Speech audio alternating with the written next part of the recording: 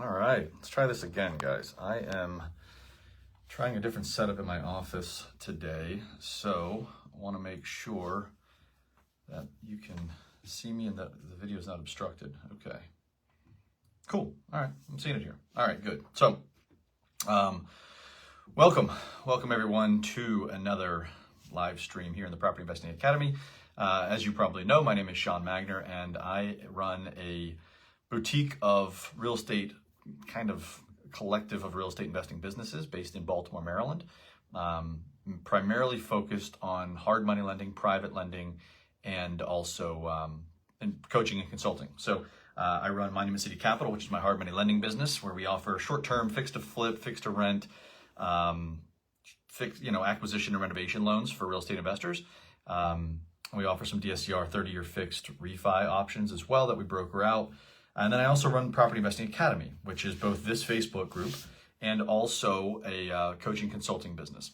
I started last year. So that's a little bit about me briefly. If you'd like to learn more, please reach out to me. I'd love to jump on a call one-on-one. You'll see me looking down and over at my notes quite a bit here because this is a very specific conversation I want to have with you today because I did make some important notes from some recent conversations that I've had with you all. Let me try to adjust this thing a little bit and see if this does any better. All right, so it's a little low, isn't it? It's a little low. Sorry, guys. I'm just trying to figure out this new setting here.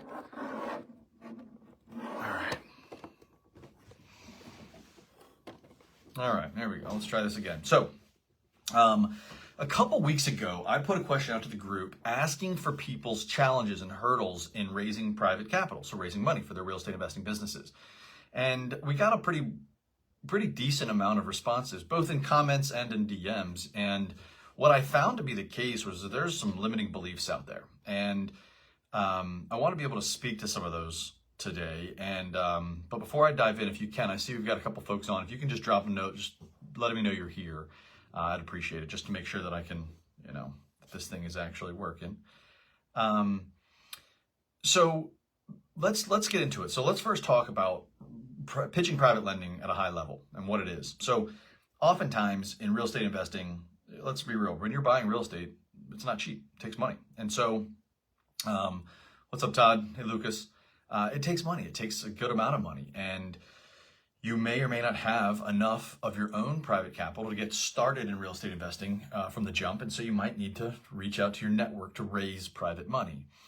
And if you could drop a comment below letting me know if you have raised private money, just type a yes. If you haven't, type a no if you would. I was just curious to know if you have or have not. So ultimately, this is selling, right? You're selling. It's just simply that. And selling is a skill. I looked up on Wikipedia to see how they defined a skill, and they define it as the learned ability to act with determined results with good execution, often within a given amount of time, energy, or both. So how I want to approach this conversation today is with this whole limiting belief response that we got from the post that we put out there, and then also the shifted belief, my response to that. And so that's kind of how I'm going to talk to this. The limiting belief in this first case was that private lending is unconventional and difficult for people to understand. That was one of the responses that we got.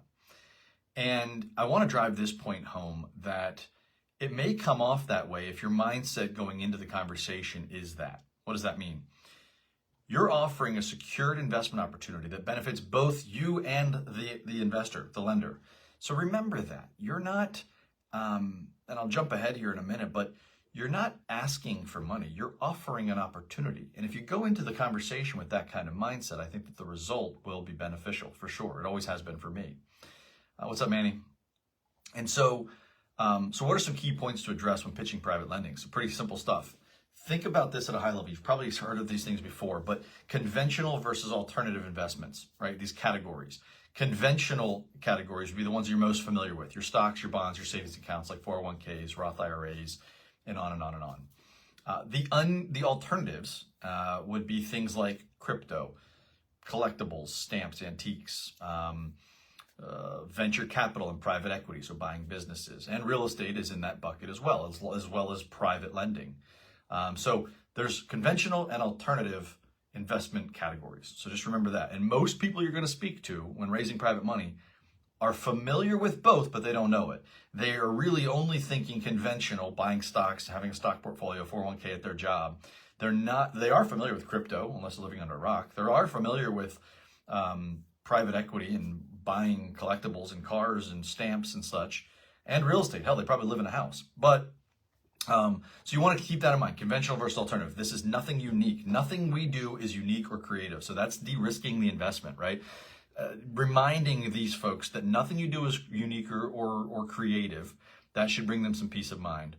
Highlight your experiences and the strengths of your deals and the collaterals, the property collateral, and how the loan is structured to minimize their risk. That's an important one. And then transparency. I mean, I think that I've asked this often, hey, Sean, should I tell my coaching students, for instance, should I tell the seller that I might wholesale this, or should I just not tell them that? And I always defer to the age-old adage that honesty is the best policy, no doubt. And so I think the transparency, walking through the lending process in a clear and professional way, explaining how private lenders are secured against the asset, how the capital is collateralized against an asset, and how they'll benefit from it, meaning regular money showing up. What's up, James? Their mailbox money and the guaranteed return. And you can guarantee the return if you choose to. You don't have to. There's different ways to structure this. But I think it is important to mention that your capital is collateralized by conservatively written value-add investment real estate. Pretty important stuff. What's up, Chad? Good to see you, buddy. So it's also important to share some case studies, some examples of real-world, successful deals that lenders have profited from and that you've executed. Obviously, the best case would be that these are, it's a bonus if it's your own deal, but use one of mine, use somebody else's. Get an example, a template, if you will, of how a full-on, cap raise successfully has been executed by, sharing the details of a loan, the details of the project, all the stuff you can to lay out a case study for it, and it doesn't have to be yours. I'll get into that here in just a little bit. I'll come back to that. But documents and terms. So this is something I'd like for you to consider as well. Explain the standard documents, a promissory note, a mortgage or a deed of trust. Depending on the state that you're in, you might have both as an option. Some states are mortgage only, some are deeds of trust only, some do both. And how you keep the lenders updated. So the conversation, the communication, what is that supposed to look like? And I can share with you what we do. We have a shared Google Drive folder initially that both parties have access to at all times, so they can always see the latest if you choose to give them that level of exposure. So you can treat your capital investors as co-lenders, or your private lenders as co-lenders, so they get a piece of a deal, or you can personally guarantee the loan, and that is more of like a line of credit, if you will, right? So they're not collateralized against an actual piece of real estate, more so just a promissory note. There's different ways to structure these things. I don't want to get into all that today. Today is just to kind of talk about your limiting beliefs and shifting those a little bit. And so anyway, another comment we got was where to start without sounding desperate. I love this one. This is a really good one because it is a little nerve-wracking, right? It is, for sure. And it's also, it's intimidating for sure, especially if you don't have a deal or if you've never done a deal. Aaron, what's up, buddy? And you do come off as desperate if you're asking for money, right? So that's why I mentioned earlier in this call, not to lead with this thought that you need money. You're offering them an opportunity. That's it. You're offering them an opportunity to invest in your really good deal. You're going to do the deal no matter what, whether they're in this thing or not. You're doing the deal. So that's up to you whether, how you can approach this conversation. I would absolutely say go into any of these capital raising, money raising conversations with that mindset first. Sit in the car, take the 6 belly breaths that the old, the Japanese blood pressure reducer, and remind yourself that you're here to offer them an opportunity to invest in your business. And this deal is going to happen whether they're in or not. Okay. So, asking for money makes you sound desperate and people will assume it's a scam. That was one of the responses that we got when I posted this question a couple weeks ago. So that's the limiting belief. Now, the shifted belief that I'd like for you to embrace and adopt would be that raising capital is about offering a legitimate, reliable investment opportunity. You're not asking for money, you're offering an opportunity. I can't emphasize that one enough, guys. So what are some key points to avoid sounding desperate? So one, lead with the credibility. 100%. Spell out your resume, explain some case studies of some successful, deals that have been done. Track record, your education, professional network that you lean on. For credibility, when I first got started just in the real estate investing business, I would often say my team of experienced high-level investors or my local and nationwide community of experienced investors, etc., when talking with people I wanted to impress, whether that was a capital investor, a private lender, a banker, if I just wanted to make influence on a realtor, my new relationship, as I was building this thing out, I would say, I've leaned on my community, a nationwide community of high-level operators that are really teaching me how to do this business the right way. And that was tremendous. It was very helpful. So lead with credibility and focus on relationship building, right? So, and educating potential lenders about the value of private lending. This is just a weapon in their war chest. It's an alternative to whatever they're doing currently. If they're not happy with the results they're getting from their 401k at work, well, then maybe they can, they've got an option here. They've got an alternative. If you're a real estate investor and you're watching this call, you're probably not too keen on diversification, right? So diversifying your portfolio. We like to get laser focused and do one thing and do it very well.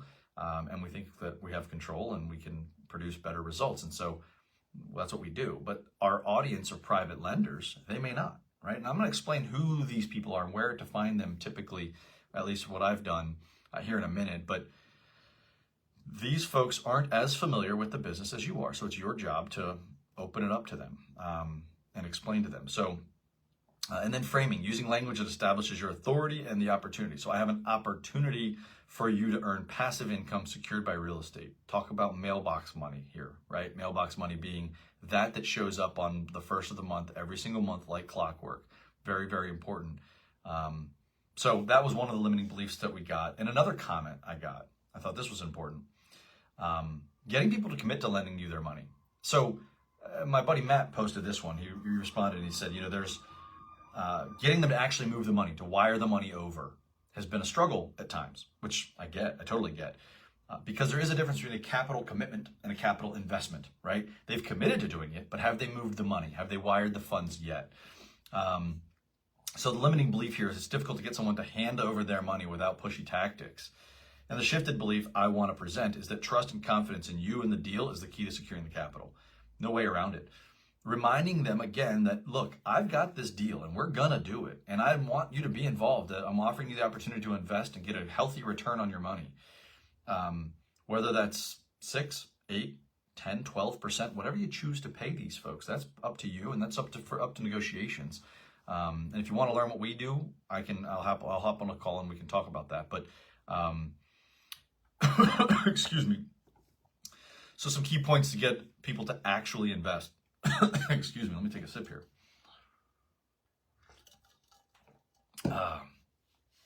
Again, building trust by sharing your personal investment in the deal. I think this one's great. This one carries a lot of weight, especially as I was starting to build out my lending business. I would often be participating in the loan myself, right? So for instance, if I have a $150,000 loan to give to one of my capital or my borrowers, 50 of it may come from me, and 100,000 might come from one of my capital investors. Well, them having 2/3 exposure to the full risk is much more comfortable for them than the full nut. Me being involved gives them the confidence that, wow, if Sean believes in this and he's going to be lending on this, maybe I should do it. So you participating in a deal, if it's from a lending standpoint, huge. If it's a deal that you're going to do, you're flipping the house no matter whether they're involved or not, that should give them some confidence. This is a great deal. And here's why it's a great deal. Show them all your docs, your spreadsheets. I mean, if you want, feed them water from a fire hose. They probably won't drink much, but it'll at least look like you've done your due diligence and you've really done all the homework necessary to get this, to know that the return is what it's going to be.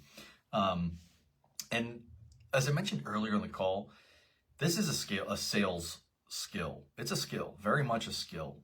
Sales is a skill, and without any level of skill, you would probably, or without any sort of level of sales experience, you'd probably be single, not dating or married, and in a job that, I mean, if you get a job, you have to apply an interview. That's selling.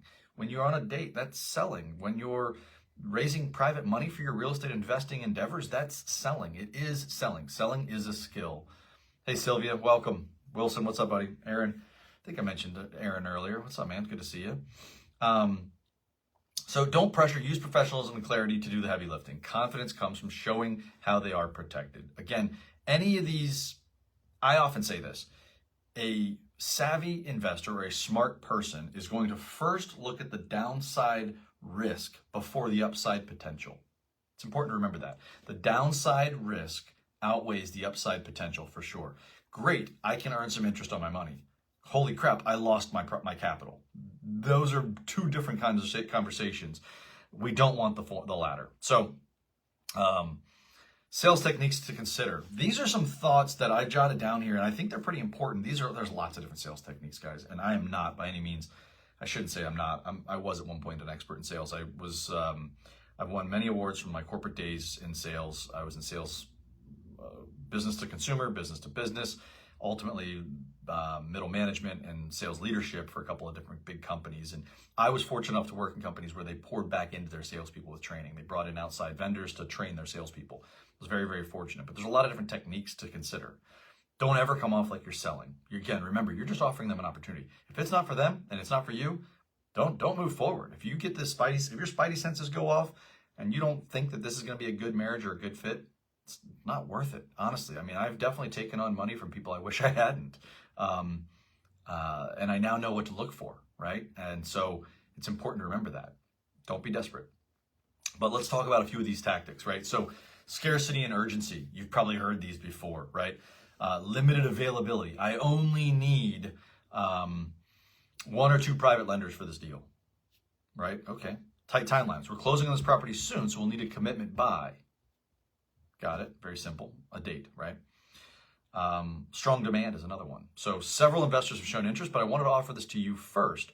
Lenders love to know their investment is in demand, but they also appreciate feeling chosen for an opportunity, which you can subtly convey by showing them you've handpicked them, right? So that's important. Let them know that there are people sitting on the sidelines. In my own private lending business, I'll have somebody say, hey, Sean, we've got X dollars we want to invest with you. Want to move some money in? I say, hey, you know what? That's great. I really appreciate the opportunity to work together. But right now, we're fully capitalized. We're well capitalized. We're fully funded. However, in the next 2 to 3 weeks or whatever the timeline is that you are comfortable with, we will have more opportunities that need to fund. And at that point, it might make some good sense for us to collaborate. So can we maybe look at something in about 3 or 4 weeks? Now, if they're hot to trot and they want to move the money over, strike while the iron's hot if you need it. But if you can't carry the debt service, meaning you owe them interest payments and you don't have a home for their money, just don't take the money. It's simple. So those are some pretty important ones. Using anchoring. Anchoring is a technique. The idea that this investment can offer better returns than traditional investment vehicles. Just remember that. We are offering our capital investors 10% interest, right? Something like that. 10% interest. Collateralized against conservatively underwritten real estate. I mean, are there better options out there? I mean, in my opinion, of course, no. Social proof, using past lender success stories to normalize and reinforce the stability of the investment, of the opportunity. I mean, that one's a big deal. Social proof is huge. I mean, think about it. It instills confidence that you're joining a community of smart investors. I've had lots of investors over the years come into my business. They've all made a lot of money. We've all done very well together, and on and on and on. Who doesn't want to hear that? A trial investment. Maybe you suggest a smaller initial investment. You know, we've got this $200,000 project that we're going to be taking. We're trying to raise $200,000 for this project. And I know you've been talking about wanting to get involved and invest. And your funds are limited to about $50,000 or $25,000 or whatever your goals are, or whatever your minimum investment amount is. You should have one of those. And maybe you start with something smaller. You know, let's do this. How about you just start with a $50,000 investment? Here's what the timeline looks like. Here's when we'll need the capital. Here's what the deal is. Here's when you'll get the capital back. All of that. So I think that's important. And then so starting with smaller, you know, walk before you run type of a thing, right? And then tie in the investment to their personal goals. This is a big one. So, Mr. and Mrs. Smith, I know when we spoke last, your son was heading off to college, and I know that you were starting to kind of save on some of your spending and not travel as much because you know you've got tuition to pay for soon. Well, wouldn't it be nice if we can collaborate, grow my business while also not having you sacrifice your travel for your son's college tuition payment? Pretty simple. pitch that maybe differently, but soften it, harden it, whatever your style is. But retiring the spouse. I mean, I've had capital investors in my business over the years that say, you know what, we're hoping to retire my wife this year, but I got a demotion or I didn't get the raise I was expecting. And so here's an opportunity to take some of their savings, get a healthy return on it, healthier than what they're currently getting, and go from there. In fact, one of my capital investors recently sold off some T-bonds, some T-bills that were paying him 5%, and he's getting 10% here. So he's like, so wait, Sean, if I were to send you over $1 million, I'll make a 6-figure income from that? I said, yeah. And I guarantee it as well, meaning personally guarantee it, right? So it's not just as at the mercy of the performance of the investment itself, I'm personally guaranteeing it. So if a borrower were to stop paying me, which shouldn't happen, has happened, but it's another story, they'll never know it. Their mailbox money still shows up. How can I personally guarantee it?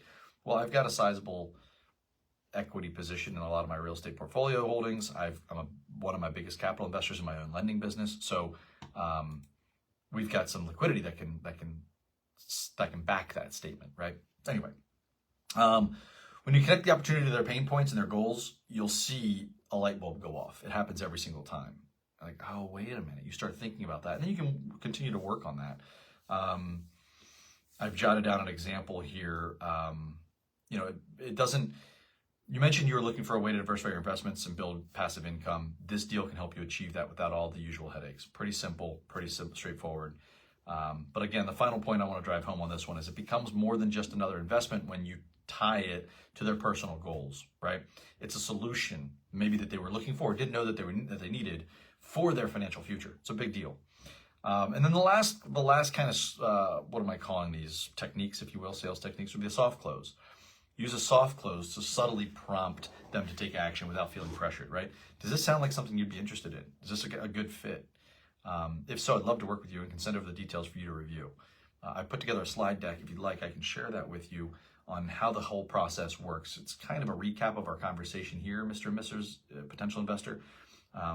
But it'll remind you of some of the stuff we talked about on our call here. So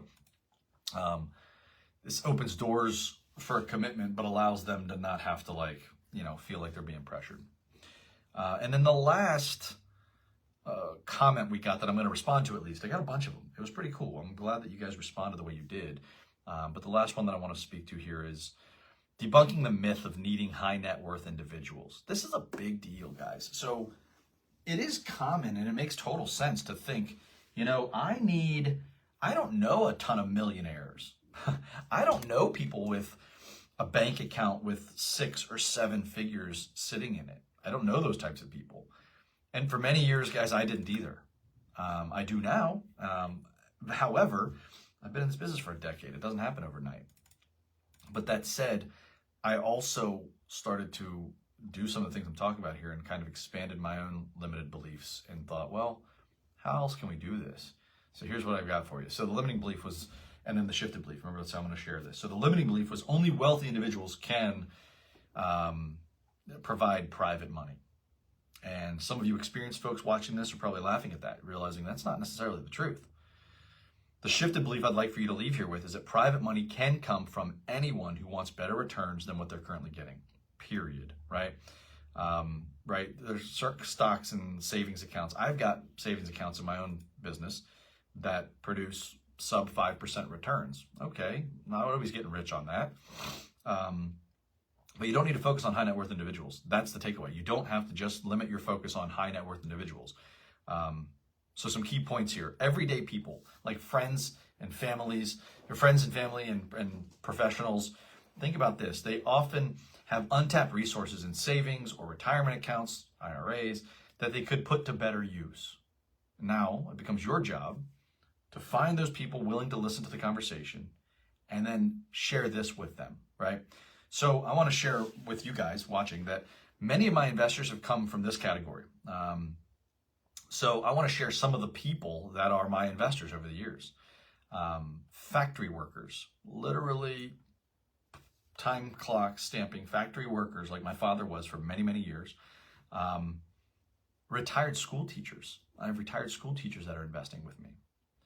I have a bicycle mechanic who's investing with me. One of my buddies from high school, he's a self-employed masonry contractor. He focuses on doing tile showers. He's investing with me, north of 6 figures. Other lenders that have idle money. There are a lot of times, there are other lenders in my own business. What's up, Aaron? Welcome, buddy. There are other people, other lenders in my own network that say, you know what, Sean, I've got idle capital and my deal flow has softened. Do you have a home for it? And we'll often offer it to them. I've got some real estate investors, actually. Some of my colleagues are investing in my business. And even my wife's cousin, she's a CPA. She's the sweetest girl ever. And she sold her house and moved in with her boyfriend. And while they were and are on the hunt for their next home, she wanted a safe place that she could park the proceeds from the sale of her house and get a healthy return. And so she trusted me with her capital. She's actually the only capital investor who has, in my lending business, that's taken their money back. And I knew that was going to be the case after a year. But most people get used to, this is an important point actually. Most people get so used to the mailbox money, as we call it, right? The money showing up on the first of the month, that they don't want that to go away.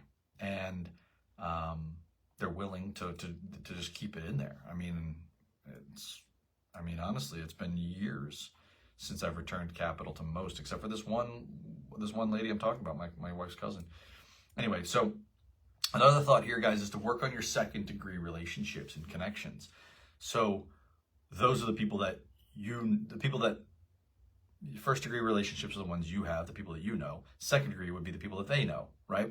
A couple of local lenders that I'm friends with, they've done some of this similar type of training. This isn't really a training, of course, but they've done some trainings on raising private money, and they've got it so dialed in to the personality profiles of these folks. DISC personality profiles, drivers, influencers, steadiness, and conscientious. The DISC personality profiles, DISC, that you want to focus on these two and avoid those two, right? And the first sign that the person you're talking to is one of the ones you want to eliminate, you can start to wrap it up because they're not going to commit, right? It's pretty cool to get the psychology piece involved here. But what they teach is also, you can go to LinkedIn, and LinkedIn's got the first degree and second degree relationships and how many connections you have in common and all that stuff. And you can find a lot of people and reach out to them cold on there and just say, hey, I see that we're friends with, and did you know that and open a warm conversation or open a cold conversation that way. Or you can ask the mutual party to make an introduction if you think that it's going to be a good fit. I actually did this, and it's benefited me tremendously. When I was traveling and speaking and coaching for, at the time, the nation's largest real estate investment education company, in the audience for one of my last presentations or last events, was a couple that I've gotten to know very well, and they've invested in my business. We reconnected after post-COVID, because that was all pre-COVID. We connected and we've invested, and they've been with me now for a couple of years. But I dangled a carrot to them as I was growing my lending business. I said, look, guys, if you could introduce me to people in your own network, I would be willing to, give you a financial incentive to do so, right? So what does that mean? I've had some of my capital investors say, well, Sean, I know my cousin's interested, and maybe probably be interested. And then 6 weeks ago, I was at a barbecue and I was talking to my neighbor, and he made mention that he came into some money from a thing, and they introduced me to those folks. I'm willing to pay them a point on whatever referral they send me, a point being 1% of the total loan, right? So if they introduce me to their sister or their cousin or their neighbor, and that person wants to invest $120,000, I'm going to cut that person that made the intro, my initial investor partner, I'm going to give them a $1,200 check happily, right? I've done that, countless times. Those folks I'm talking about have actually, they've introduced me to, two stories. One, the people they've introduced me to have introduced me to new people.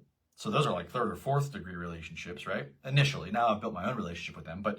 And then I've probably got 6 or 7 investors right now that I'm in business with, and I'm paying them, that are from this one original capital investor. So I think it's important to tap into and find a way to tap into the second degree relationships, right? The people who you know, who they know, those folks. And explain, the last point I want to make here is explain how even smaller loans or investments can be structured for real estate deals. If you need $150,000 for a deal, a few $50,000 investments can get this done. And the paperwork to ensure each party is properly collateralized is very, very simple. It's super, super simple. Okay, so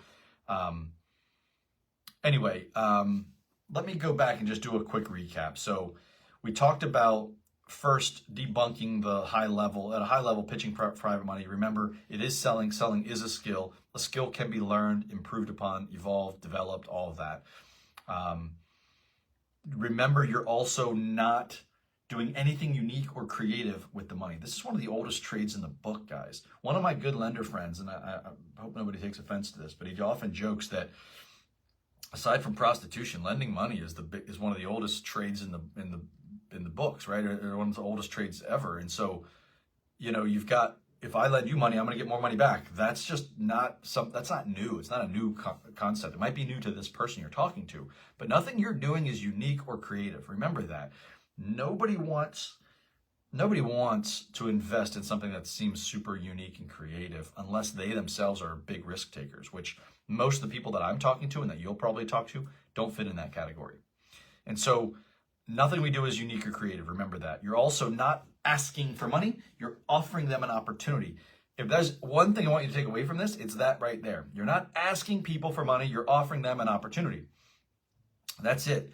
Getting people to actually commit. Remember, if you want to refer back to some of those sales techniques that we mentioned earlier, scarcity, urgency, anchoring, social proof, there's a lot of different strategies. And then the high net worth individuals that we just came off of. I just mentioned to you, I've got bike mechanics, masonry contractors, retired school teachers that are investing with me. These are not necessarily high net worth individuals. They just might be sitting on capital that they didn't realize that they could be getting a better return on. So it's your job to sniff those folks out and then educate them. That's it. With that, guys, this is not a private money raising or capital raising training at all. That's not what the point of this was. The point of this was to shift some of these limiting beliefs from the responses I got from that post last week or 2 weeks ago. Sam, what's up, buddy? Welcome. And so anyway, guys, I hope that you've taken some nuggets from this, little nuggets that you can hopefully implement into your business immediately and see results. I know you will if you do it. I would invite you guys to ask some questions. Aaron, I do see very true, good point. People don't want to be sold, but are excited to have access to an opportunity. That's exactly right. I couldn't agree with you more. That's a big, big point to take away from this. This is about offering opportunities, not asking for money. You go into a cap raise meeting asking an investor for money, they're going to tune you out. Ask me how I know, for real. So anyway, guys, I would invite you to drop some questions. If you have any questions or comments, please drop them below. I will respond to them after the fact here. But if you'd like to connect with me, I can drop my Calendly link below. You obviously know how to get a hold of me. Sean@monumentcitygroup.com is my email address. I can put my information down below. I'm open for discussions. I'm open for providing some resources and helping you to raise some private capital. But, you know, we typically just, you know, we do some coaching and consulting that will, we cover raising private money at a high level in our coaching consulting business. So I'm happy to share with you some of the what and why, but as far as the specifics hows, I can hint to some of those things and share some info, but, you know, it's kind of ninja stuff, right? Where you're selling, it's selling techniques. And so anyhow, with that said, guys, I am going to wrap it up here. I thank you for your time today. I thank you for sitting through this long-winded message. I thank you for your responses to my post a few weeks ago and getting engaged. It gave us some content to speak to here, and I think that's very helpful. I think that shifting these limiting beliefs away from away from this, I can't do this, I don't have a Rolodex or a CRM for you younger folks, of a bunch of multimillionaires that can invest. I don't have, those are excuses. I want to shift the limiting beliefs that I didn't have the resources I have today when I got started either. Raising private capital is just a sales skill.